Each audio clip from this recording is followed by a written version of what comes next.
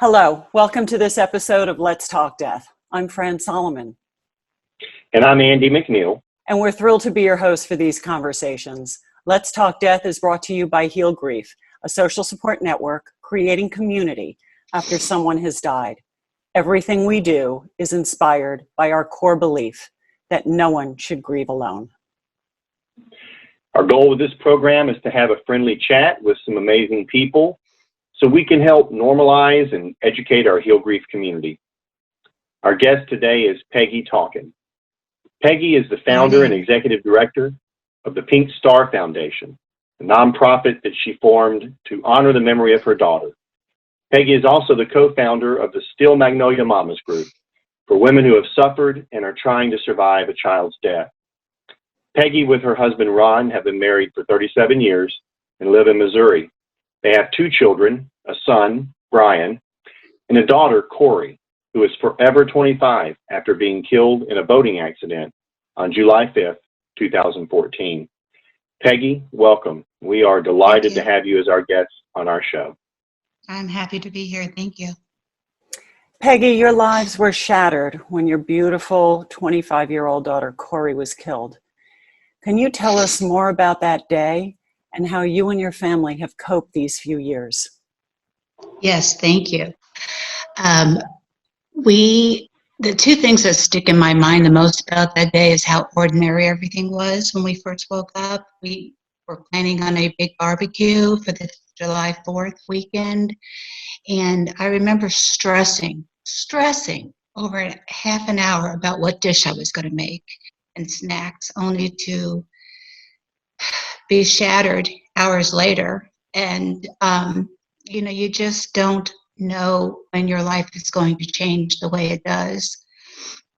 We entered into a life mare when Corrie was killed that day. I tell people all the time, in a blink of an eye, my $1 million family was gone. And to pick and choose your fights. Anyone that's raised a teenager knows at any given day you can get over your fear of heights and jump.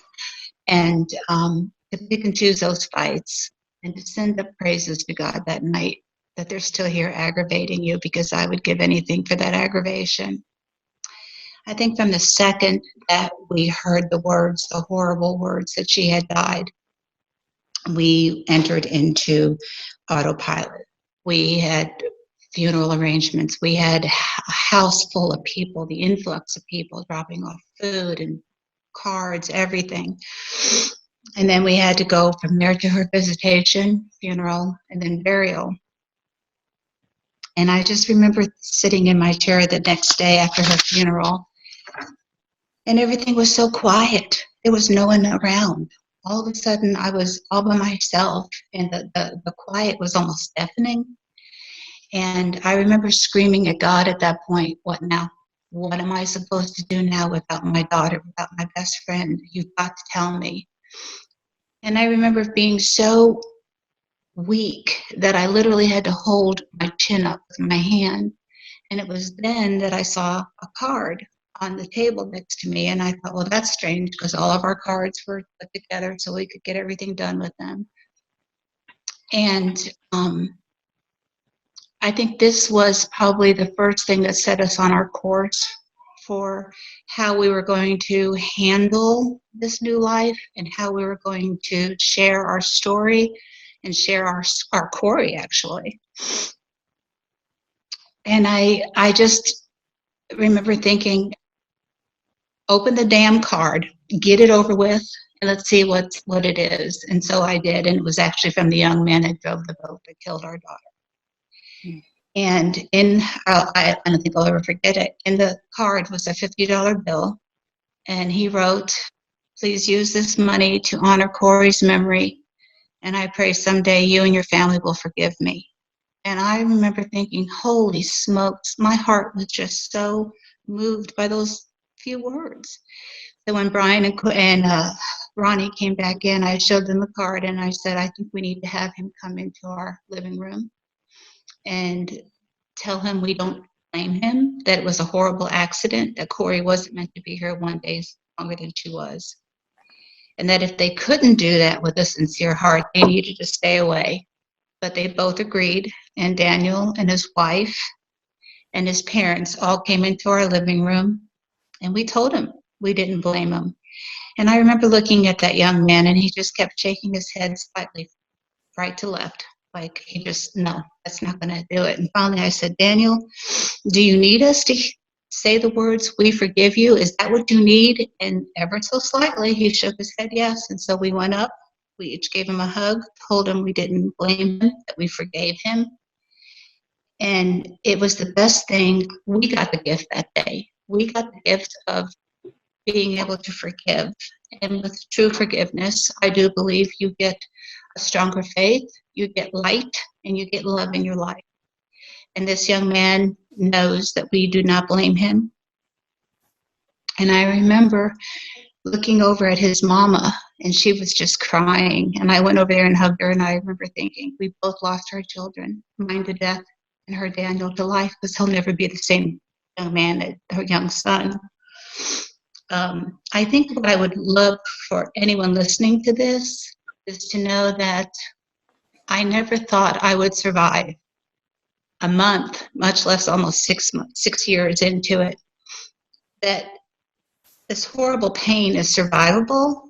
Life's never going to be the same, but you choose how you are going to live from this point forward, whether you want to do something with this tragedy that makes absolutely no sense at all to anyone, or you stay in that own little world of darkness, hatred, anger.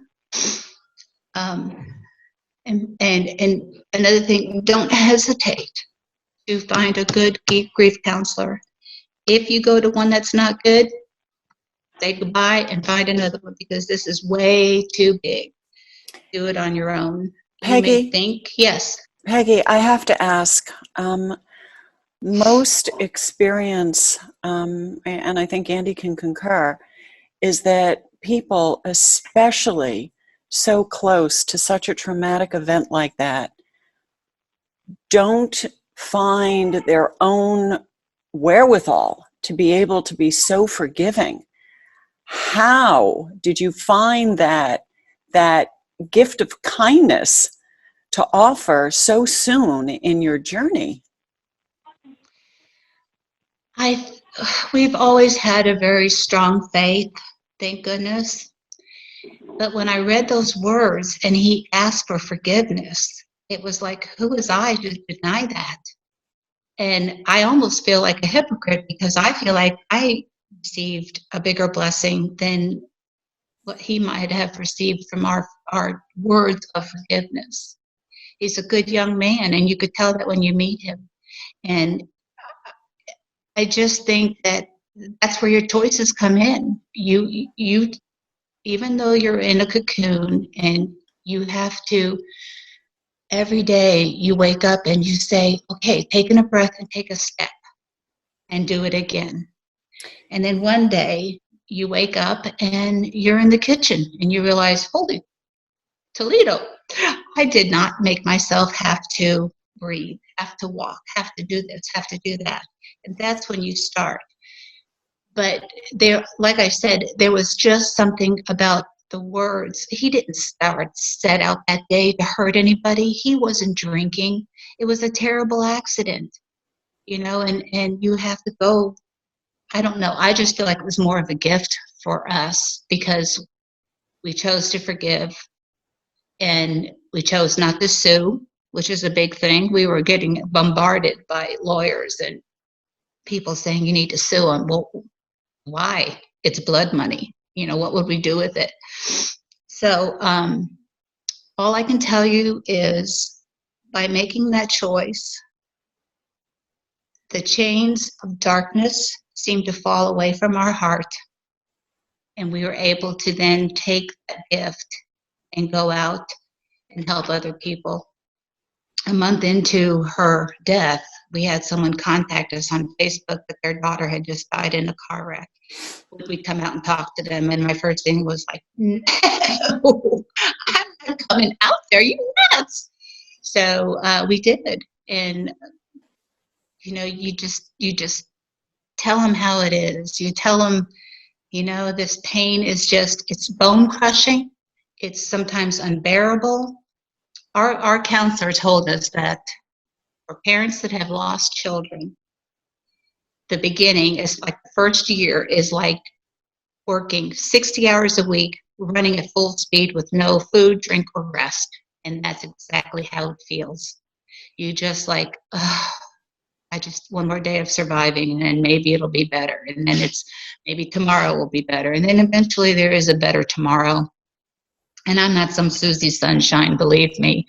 I'm not. I just have learned that I can help people with my experience. Peggy, can you talk about that a little bit? I am curious to learn more about the moms group that you started. And Yeah. so certainly you gave forgiveness, but even just, connecting with others and providing that space for other people coming along behind you who are experiencing a similar loss. I wonder if you could talk a little bit about the group and how you started it and Certainly. They're a great group of women. They truly are. They are just amazing. It all started where we were actually in church, and I noticed that there was 5 of us women that have suffered child abuse or child death. And on the other side of church, it was full, and I thought, are we contagious? What's going on here? And people do act that way sometimes. Well, 2 of the women I've known forever, and we were out on the church steps, and they said, we need to go for coffee because you look like you're not going to make it. And I said, I'm not going to make it. I'm ready to meet heaven. I'm ready to go to heaven. And from there, we added a 4th person and then a 5th. And then we realized there was a ministry in it. So we put out something on Facebook. We made a closed Facebook page. We called ourselves the Steel Magnolia Mommas. And we now have over 35 women that are part of the Facebook page. We are just a group of women that needed each other. I would say probably 99% of us went to good counselors. And even though walking or exercising releases those endorphins, as they say, on those 2x4 days, those invisible 2x4 days that hit you in the back of the head, those endorphins don't mean squat. And so we have women that have lost their children by, their children have died, miscarriage as a young toddler, car accidents, boat accidents, cancer, pneumonia, murder. It's just amazing because it doesn't matter how old your child was, what the circumstances of their death is. It's the camaraderie of, yeah, I know how you feel. And we don't give each other, like, you need to be on some medicine or you need to come off that medicine. We simply tell each other, okay, I've been doing this for 5 years. This is what we did for the year first. This is what we did the second year. This is how we got through Christmas. And every one of us will tell you that the anticipation of the holiday or birthday is worse than the actual day. It really is. Yeah. But, and there's still to this day, someone will bring up something and you're like, why didn't I think of that? And then our local, a friend of ours who is actually our funeral director, he approached us and asked us if we would help with, it's called Parents' Day of Remembrance. And we go to the local florist shop and we give out yellow flowers in these beautiful little vases that have a luminescent ribbon around it. And the yellow rose stands for caring, warmth, and remembrance. And then the ribbon is supposed to symbolize angel wings. So we go there. Yeah, it really is, because you should see the smile on mostly mamas. Sure. But so we talk to them that come in. We give them our cards. We let them know about the group. And we usually average 15 people, which is plenty when you get a bunch of women together in the room, trust me. Yeah. The same funeral director, Reed Millard, he is trying to get a group, which has been sidelined now, obviously, of the dads together to do their own group Yeah. because men and women grieve differently. And you can either accept it or you're going to drive yourself crazy. I tell this story because it's very, very important. The day after Corrie's death, I couldn't remember if Ronnie was around when Reed told us what we needed to do the next day. And so I was in the living room and Ron came in and I said, Ronnie, did you hear? And he goes from the living room into the kitchen. And I thought, well, that's strange. So I said, babe, did you hear what Reed? And then from there, he goes back to the bedroom and I hear him close the door. And I thought, nip. And I went back there and I opened the door and his back was to me. And I said, what are you doing? Because at that time we were married 30 years. And I said, this 30-year marriage will be over in a matter of weeks if you walk away from me and you don't talk to me. And he turned around and he had the biggest tears rolling down his face. And he said, I just didn't want you to see me crying. Yeah. And I tell everyone, I thought he was walking away from me and he thought he was protecting me. And that's why it is so important that no matter how you're grieving, it may be different. Your child is your glue. That's what you need to stick together with it to get through the rough days. Peggy, I wonder if you could talk a little bit. You also started a foundation, the Pink Star Foundation. Can you tell us a little bit about what the Pink Star Foundation does? And Sure. I've been loving to do that. I started it probably about 3 years ago. Took my husband unwillingly with me. But the Pink Star stand is we go out every night to tell Corrie good night and blow her 3 kisses, because in our family that means I love you. And when there are stars out, there's a pink one up there, and pink was her favorite color. So that's why it's called the Pink Star. Corrie was forever trying to fix birds with broken wings. She had a passion for the elderly, and she had a passion for anyone with Down syndrome. And so those are what we try to help with. We've had fundraisers. We've done over 130 bags for the homeless. We started a fund at Salvation Army for the elderly to help with their utility bills. We have started scholarship programs for her school, which is a parochial school, and then the local public school for any seniors. And they have to write an essay. They have to do some hours of volunteering with the elderly. But it's a $1,500 scholarship, so I think that's a pretty good one. We, let's see. We've given to the local special learning center, which deals with Down syndrome. We've given to When the Yellow Ribbon Fades, which is an organization for homeless veterans. There's a group of churches in our town that get together every year, and it's called Common Cause. And they actually bring in homeless people, and they give them haircuts and dental, and they just do a whole bunch of stuff for them. And then they have a Corrie Talken fireworks festival at the nursing home where she used to work.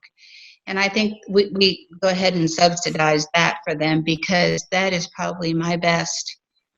I just love it because it gives the chance. The community comes in with little kids and they get to interact with the elderly, and the elderly just love watching little kids. So we basically try to help all kinds of different groups. We had a major fundraiser last year that I thought was going to kill me.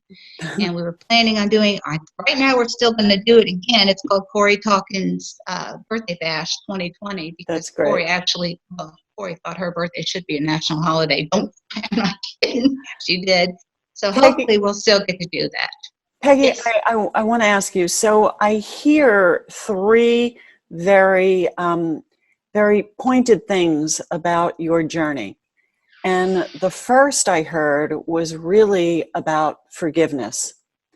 And that seemed to really allow you to begin your healing. The second was that you actually found the support in others who understood your own grief. And you became a supportive mechanism for others as well. And I'm also hearing that you are or have been honoring Corrie's legacy through the Pink Star Foundation. Is Correct. there anything else that stands out in your mind that has helped your journey thus far? I honestly believe the decision to forgive is what helped us move forward. I don't think, Fran, any parent will ever heal from this. I think what we do is we absorb that pain, we get used to the pain, but we learn how to start living with it in order to survive daily life. Now you can go out and you can help people. You can just stay in your own little house like we're all doing now and just, I don't want to say selfish, but I will guarantee that if you find someone to help and you find a way to let people know that you can survive this horrible grief, that it really does help you move forward. And by moving forward, you get all these opportunities almost put in your path to either accept or deny. Accepting, I guarantee you'll be pretty happy you did that.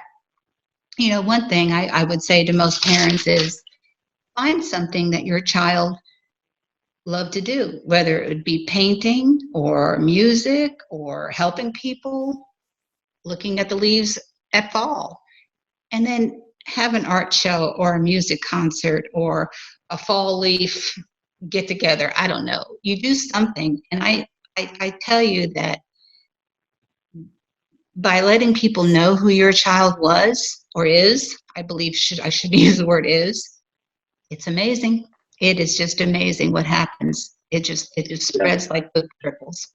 Yeah. Well, Peggy, I've heard that confirmed over and over again by so many people that I've sat with. I mean, it as hard as it is and as difficult as it is, there are choices we have in our life. We certainly don't choose to grieve. Grief happens. Right. But there are all these other choices that we could make that either can make it worse or in some ways bring some relief, and we find some comfort in that.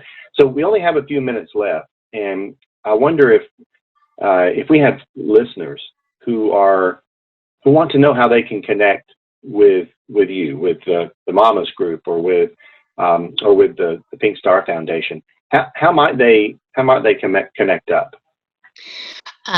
If they want to do the Mommas Group, it is a place that's safe. It's closed. You'll have to go on there and request a friendship because it is a closed Facebook page.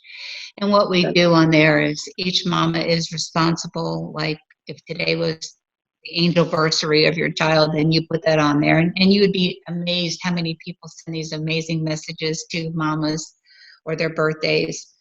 And the Pink Star Foundation right now is also on Facebook, but we have a website, but we really don't have anyone yet that can kind of help us with it and launch it, but we're working on that. So it is the Pink Star Foundation. They can find you on Facebook. They can find me. They can find me also, and I can lead them to where they need to go, which is Peggy Talken. I'm Irish, married a German. But pretty proud of that Irish heritage. But anyway, and one other thing about the Mommas Group, if I may, what we've started doing is when we have someone, say a new mama, contact us because their child has died of suicide, we no longer try to all help them. We get a mama who has gone through the whole suicide, because I have no idea what that must be like. I thank you.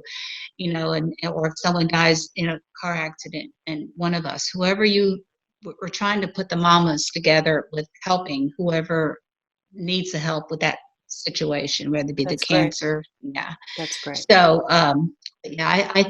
I think we're doing pretty good. That's if I must say so myself. Yes. Peggy, that really is amazing. And we want to thank you so much for being a guest here at Let's Talk Death and for sharing your journey and your story of your loving daughter.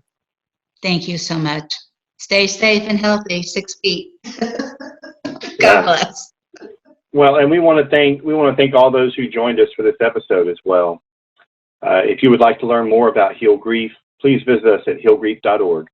At healgrief.org, you can learn more about all the programs and resources of Heal Grief, including our national network of support for grieving young adults called AMF, or Actively Moving Forward.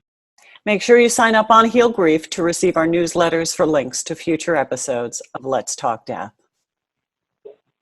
So thank you for joining us, and we will see you next time on Let's Talk Death.